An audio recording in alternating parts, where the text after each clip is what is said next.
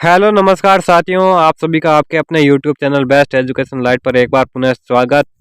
साथियों, आज अपन आपके कक्षा 10th का जो हिंदी का पेपर होने वाला है उसको मद्देनजर रखते हुए और नज़दीकी को देखते हुए आपके लिए ये वीडियो लेकर आए हैं, जिसमें आज अपन जो आपके हिंदी के जो गद्य खंड में जो क्षितिज भाग है उसका जो पहला अध्याय है नेताजी का चश्मा स्वयं प्रकाश द्वारा लिखा गया अध्याय, जिसके जो जितने भी मोस्ट इंपॉर्टेंट क्वेश्चन रहने वाले हैं उनकी अपन यहाँ पर चर्चा करेंगे। और इससे पहले अपन ने यहाँ पर आपके जो पद्य खंड था उसके सभी चैप्टर की वीडियो बनाकर अपलोड कर दी, और अगर आपने उनको नहीं देखा है तो प्लेलिस्ट में जाकर अवश्य देखिए। तो आज का ये सेशन लाने का अपना उद्देश्य ये था आपको ये बताना कि आपके जो हाल ही में एग्जाम हुआ इंग्लिश विषय का, जिसमें आपके 15 अंक का था पैसेज, ये आपको पता है, और शेष बचे 65 अंक, जिसमें से आपके 58 अंक के जो क्वेश्चन थे वो आपके शेखावाटी मिशन 100 में से आए, और शेष 7 क्वेश्चन थे जो आपके बाहर से आए डैश वर्क वगैरह से। तो आपको अच्छे से वहाँ पर देखना था, इसलिए हम डैश वर्क को ज़्यादा महत्व नहीं देते हुए अपन यहाँ पर शेखावाटी मिशन 100 को महत्व देते हैं। तो आपने अभी तक उन वीडियोस को नहीं देखा तो ज़रूर देखिए, क्योंकि 58 अंक का बहुत ज़्यादा होते हैं। आप देख सकते हैं कि महज एक 70 पेज की पीडीएफ को पढ़े और 58 अंक आ जाए, ये तो बहुत बड़ी बात है। अगर आप किताब नहीं पढ़ते और उनको भी पढ़ते तो आपको अच्छे अंक मिल सकते हैं, और 58 प्लस 20 आपके सेशन वाले तो हो जाते 78 अंक। 100 में से 78 आपके लिए बहुत काफ़ी है, और अगर नॉर्मल तैयारी वाले बच्चे के लिए तो मैं कहता हूँ ये बहुत ही अच्छे सिद्ध होने वाले हैं। और आपने अभी तक उनको नहीं देखा तो प्लेलिस्ट में जाकर उन वीडियोस को अवश्य देखिए। और इनके जो इंग्लिश विषय का जो पेपर हुआ उसके बारे में हमने जो एक पेज पर लिखकर विस्तृत बोला है वो भी अपने टेलीग्राम ग्रुप में सेंड किया है, वो भी अवश्य देखिएगा और अपने आप पर विश्वास दिलाने की कोशिश कीजिए। और इसी प्रकार अपना जो हमें पूर्ण विश्वास है कि हिंदी में भी अच्छे अंक देखने को मिलेंगे। तो नेताजी का चश्मा पाठ में अपना इस सेशन की शुरुआत करते हैं। तो पहला वस्तुनिष्ठ क्वेश्चन है कि नेताजी का चश्मा पाठ कौन सी विधा है? तो निबंध, कहानी, यात्रा वृत्तांत या एकांकी? तो ये है आपके कहानी विद्या है, तो ऑप्शन वह है जो इसका राइट आंसर रहेगा। अगला क्वेश्चन है कि स्वयं प्रकाश का बचपन व नौकरी का अधिक समय किस राज्य में बीता? तो राजस्थान, उत्तर प्रदेश, उत्तराखंड, एमपी। तो इनका जो बचपन व नौकरी का अधिक समय वो आपके राजस्थान में बीता था।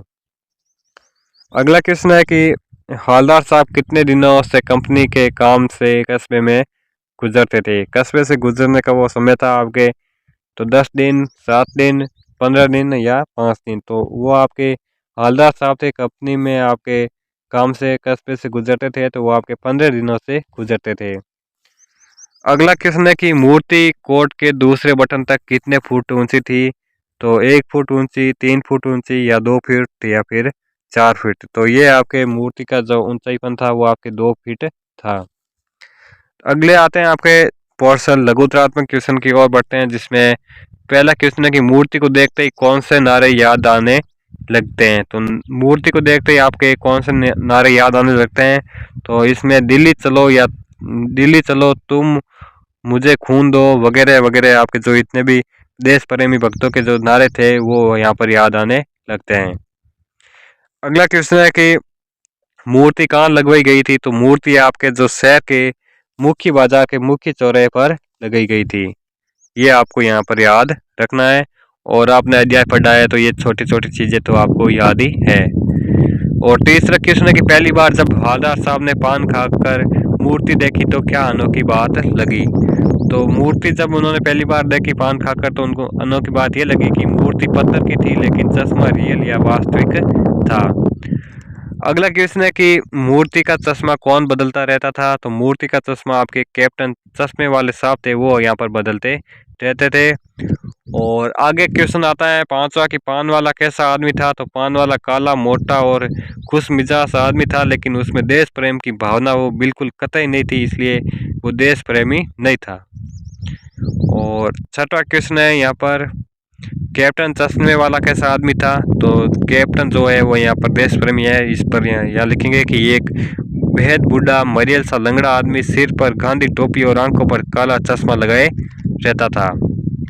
तो अगला 7वां क्वेश्चन है कि हवलदार साहब ने कैप्टन चश्मे वाले के मरने के बाद चौराहे पर रुककर मूर्ति को देखा तो उन्हें क्या नया लगा? तो अब की बार वहाँ पर वास्तविक चश्मा नहीं लगा देखा, लेकिन सरकंडे से बना मोटा चश्मा लगा देखा था। अगला 8वां क्वेश्चन है कि हालदार साहब किस बात पर मायूस हो गए। तो जब पान वाले ने कहा कि वो लंगड़ा क्या जाएगा फौज में, तब पान वाले की संकुचित सोच से वे वहाँ पर हालदार साहब थे तो मायूस हो गए थे। अगला क्वेश्चन है कि मूर्ति पर सरकंडे का चश्मा क्या उम्मीद जगाता है। तो बच्चों में राष्ट्र प्रेम, भक्तों के प्रति सम्मान की भावना उम्मीद जगाता है। तो ये मूर्ति पर सरकंडे के चश्मे की उम्मीदें थी। आगे आते हैं दीर्घ उत्तरीय क्वेश्चन, जिसमें पहला क्वेश्चन है कि सुभाष चंद्र बोस की मूर्ति पर चश्मे बदलने का क्या कारण रहा होगा। तो इसमें हम लिखेंगे कि जो चश्मे वाले देशभक्ति की भावना से ओतप्रोत था, वे चश्मे की फ्रेम बेचकर गुजारा चलाता था। अगर नेताजी की प्रतिमा पर लगी फ्रेम का ग्राहक आ गया तो ग्राहक को बेच दिया जाता और दूसरी फ्रेम लगा दी जाती थी। दूसरा क्वेश्चन है कि नेताजी का चश्मा पाठ में कहानीकार ने क्या संदेश देना चाहा है, तो बताइए। तो इस कहानी द्वारा लेखक देश से प्रेम करने वालों के प्रति सम्मान रखने का भाव सिखाना चाहते हैं, भले ही देशभक्ति रखने वालों में कोई शारीरिक विकृति हो, क्योंकि देश प्रेम अंतर्मन से होता है, उसमें दिखावा नहीं होता है। आगे आते हैं गद्यांश, जिसमें पढ़कर आपको अच्छे से उनके उत्तर देने हैं। तो गद्यांश है, पान वाले के लिए ये एक मज़ेदार बात थी, लेकिन हालदार साहब के लिए चकित और गर्वित करने वाली बात है, यानी ये एक ठीक ही सोच रहे थे। मूर्ति के नीचे लिखा, मूर्तिकार मास्टर मोतीलाल वाकई कस्बे का अध्यापक था। बेचारे ने महीने भर से मूर्ति बनाकर पटक देने का वादा कर दिया होगा, बना भी ली होगी, लेकिन पत्थर के में पारदर्शी चश्मा कैसे बनाया जाए, कांच वाला ये तय नहीं कर पाया होगा। कोशिश की होगी और असफल रहा होगा, या बनाते बनाते कुछ और बारीकी के चक्कर में चश्मा टूट गया होगा, या पत्थर का चश्मा अलग से बनाकर फिट किया होगा और ये निकल गया होगा। उफ। तो इसमें इस प्रकार गद्यांश था, जिसमें पहला क्वेश्चन है, पान वाले के लिए क्या मज़ेदार बात थी। तो चश्मे वाले का मजाक उड़ाना पान वाले के लिए मज़ेदार बात थी। दूसरा क्वेश्चन है कि मूर्ति बनाने वाला कौन था। तो मूर्ति बनाने वाले आपके जो कस्बे के मास्टर थे मोतीलाल, एक कस्बे की स्कूल का अध्यापक, वही इनके मूर्ति बनाने वाले थे। तीसरा क्वेश्चन है कि पत्थर का चश्मा मूर्ति पर क्यों नहीं बनाया जा सकता। तो बारीकी कारीगरी के कारण और पत्थर में पारदर्शीपन का होने के कारण मूर्ति में जो पत्थर का चश्मा नहीं बनाया पा सका। और अगला क्वेश्चन है कि कितने दिनों में मूर्ति बनाने की जल्दी में चश्मा न लगा होगा। तो महीने भर में बना लेने के कारण चश्मा इसी जल्दबाजी के कारण नहीं लगा होगा। आगे एक और क्वेश्चन है, जिसमें 5वां क्वेश्चन कि स्वयं प्रकाश के व्यक्तित्व और कृतित्व पर प्रकाश डालिए। तो स्वयं प्रकाश जी के जो जन्म है वो 1947 में इंदौर मध्य प्रदेश में हुआ। स्वयं प्रकाश का बचपन और नौकरी का बड़ा हिस्सा राजस्थान में बीता। वर्तमान में भोपाल में रहकर वसुधा पत्रिका के संपादन से जुड़े हुए हैं और इनके 13 कहानी संग्रह अभी प्रकाशित हो चुके हैं, जिसमें सूरज कब निकलेगा, आएंगे अच्छे दिन भी, आदमी जात का आदमी और संधान, उपन्यास है बीच में विनय और ईंधन। तो ये था आपके स्वयं प्रकाश का व्यक्तित्व और कर्तृत्व। तो आपको भी यहाँ पर अच्छे से याद रखना है, और आपको ये बता देना चाहते हैं कि आप या तो कवि याद कर लीजिए या लेखक, दोनों याद करने की आपको आवश्यकता नहीं है। और इनमें से ही आपको अथवा में क्वेश्चन मिलेगा तो आप एक को लिखकर आप पूरे अंक प्राप्त कर सकते हैं। तो इसलिए दोनों को याद करने की आवश्यकता नहीं है।